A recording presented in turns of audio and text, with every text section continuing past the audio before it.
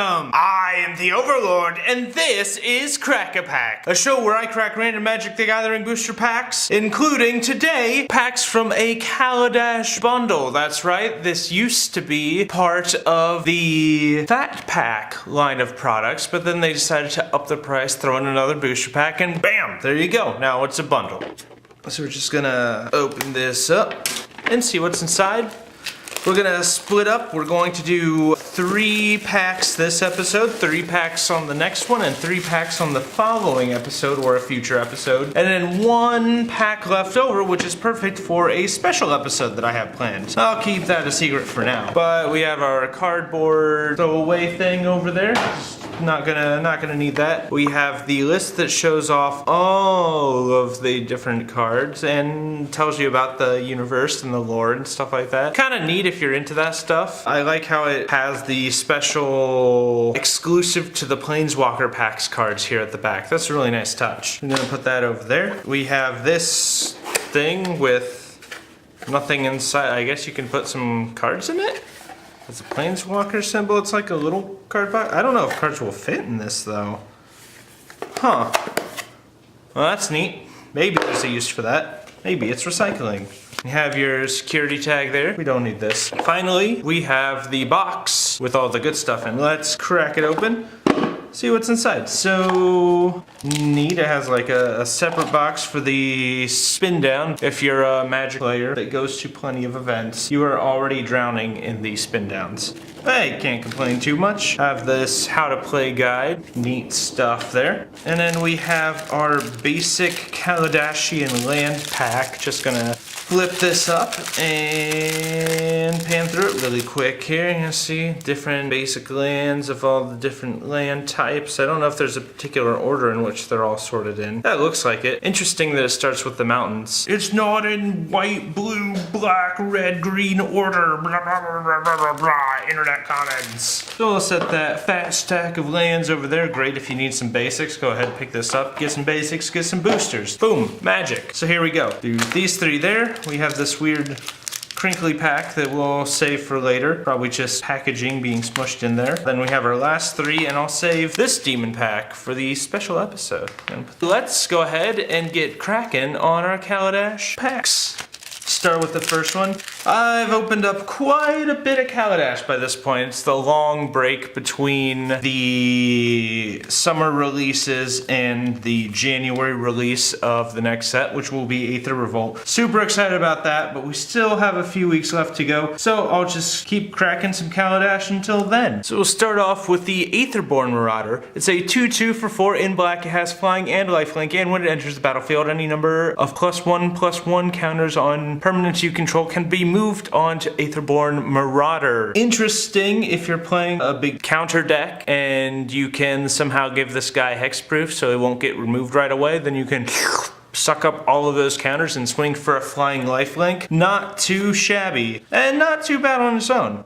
Oh yeah, this is the kind of stuff I like to see. Harnessed Lightning for 1 in a red, choose target creature, you get 3 energy, then you may pay any amount of energy and it deals damage equal to the amount of energy you paid to that creature, which is great. So you can choose to pay 0 energy, so you get the 3 energy, deal 0 damage, and the spell still goes off. But this is great, very popular, very good value card. So that's that. Ooh, speaking of, so we got the value uncommons of the set. Each one of these is worth a few bucks. Aether Hub. I love this one. You should know it by now. Enters battlefield, get an energy you can tap to add colorless to your mana pool, or you can pay 1 energy to add 1 mana of any color to your mana pool. This is great if you just need some color correction there, and otherwise you can just hang on to the energy if you don't need it and use the energy for something a little better spent. Advertisement, we don't like those. We have our mountain right there. Believe me, we have plenty of Kaladesh basics by now. How will the first pack that we are cracking in this bundle start us off? Let's find out. The Pants Lock Trap. This card never really sold me. It's a story time card. For 3 mana, it goes down, enters the battlefield tapped. When it enters the battlefield, you get 2 energy, and you can tap it and pay 1 energy to tap target creature or planeswalker. Its activated abilities can't be activated this turn. It basically nullifies planeswalkers. Not super exciting.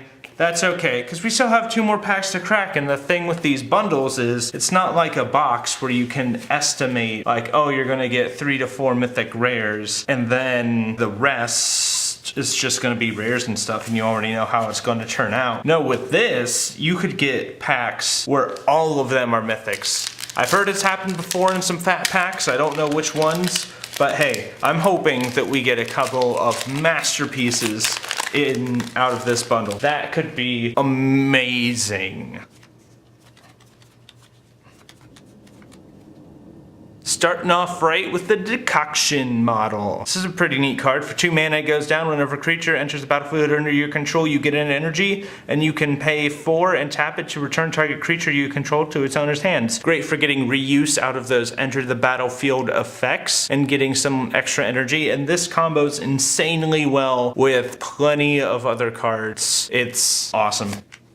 Next up is Hazardous Conditions. I'm pretty sure we've spoken about this one before. Creatures with no counters on them get -2/2 till end of turn. So if you're playing counters, this is great. It's a one-sided board wipe, but you have to kind of set it up, and you're playing black-green instead of white-green. You might be playing black-white-green, but white-green would be, this would be deadly in that. But white-green doesn't really have access to the give all creatures -X/-X power. So there you go. Color pie theory.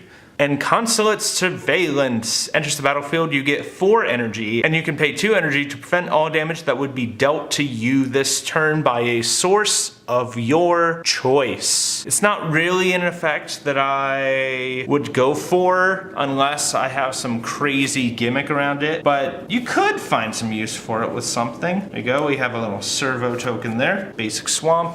So this bundle started off not super exciting. Deadlock Trap. Hopefully this bundle wasn't a deadlock trap on my part. Maybe we can turn it around and get something a little bit more exciting. Do we have something better than Deadlock Trap with pack number 2?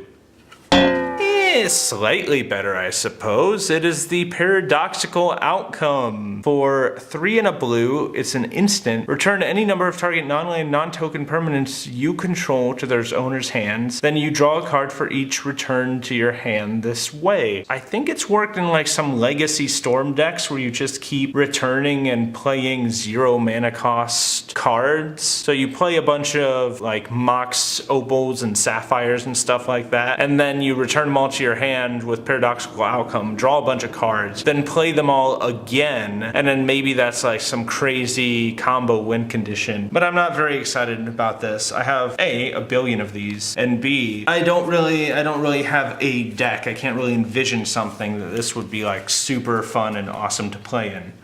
But we still have our final pack. Saheeli, save us from mediocrity. Maybe even just the chance of a masterpiece would be fun. Give us the hope. Let there be a foil in this pack.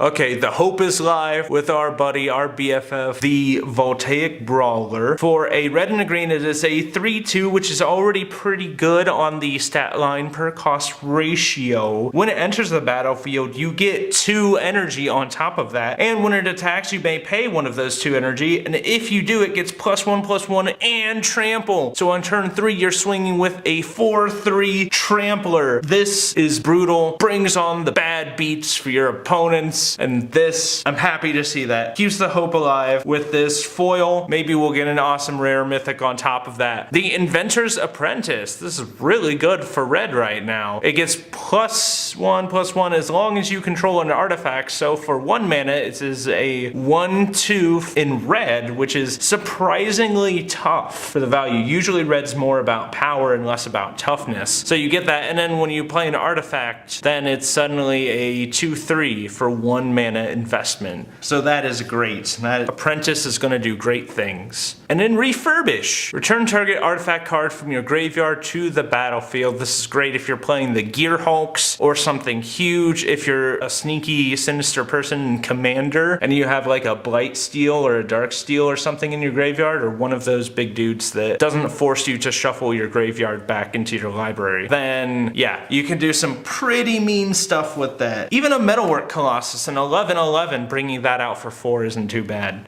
So we have our Thropter. Okay, a nice little Thropter token. We have our Pretty Land Island. I'm gonna put the foil down here. Accomplished Automaton. We'll see how accomplished this foil is. But first, let's check out the rare or mythic from the pack. We can do better than Paradoxical Outcome and Deadlock Trap. I know we can do a lot better with this card. Hope with me. You ready? You hoping? You hoping? You praying to a god if you believe in one or more. And if you don't, pray to me!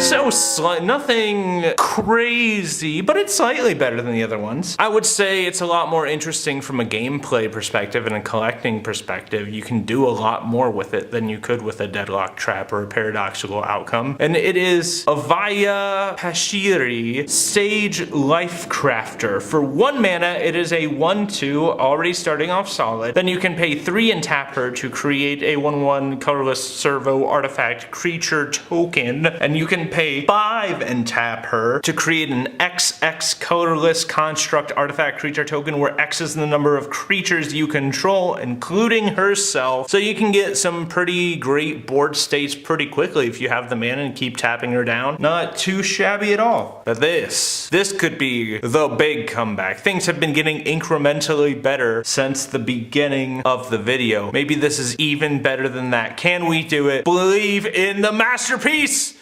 Well, it's not a masterpiece, but we have ourselves a foil Pia Nalar. Not too shabby either. Again, incrementally better than the last card that we saw. We went from decent rare to decent rare in foil. So Pia Nalar is a 2/2, and when she enters the battlefield, create a 1/1 colorless Thropter artifact creature token with flying. You can pay 1 and a red to give target artifact creature +1/+0 till end of turn, or you can pay 1 and sacrifice an artifact to make target creature unable to block this turn. So that's great if you want to throw your Thropter at their face and get some damage in while they're too distracted. So decent, you can do some stuff with it. Again, it's a card that offers some versatility, flexibility, and creativity in your deck builds and deck brews. So there we have it for part 1 of this Kaladesh bundle pack cracking extravaganza. We started off slow with the Deadlock Track and the Paradoxical Outcome, but then we met a couple of powerful women in Magic, really networked, and got the ability to create some servos and some Thropters, and then to throw them at people's faces. They can't block us. So that's pretty great. And then of course we got ourselves another copy of the Aether Hub, which is always great. That card might drop a little bit when it's in standard, but it's one of those lands that's so versatile that no matter what format you're playing, you're gonna find a way to stick it in your deck, because why not? It helps you color fix if you need it. With a lot of the colorless matters cards from Oath of the Gatewatch, like it provides energy for that too. By energy I mean mana. And then we have Harnessed Lightning, combos super well with the Aether Hub, nuking creatures. It's gonna be hot while it's in standard, so that's always good to have. And then the Voltaic Brawler, that's just something you're gonna drop them in some sort of red, green, punch your face deck, and then totally rearrange someone's jawline with this card. He is tough as nails! So if you've enjoyed this and would like to stay in touch so you know when the next part and the better packs, because I feel there are better packs out here in this bundle, and if you want to see them being opened and you want to know right away when the video goes live, the best way you can do that is by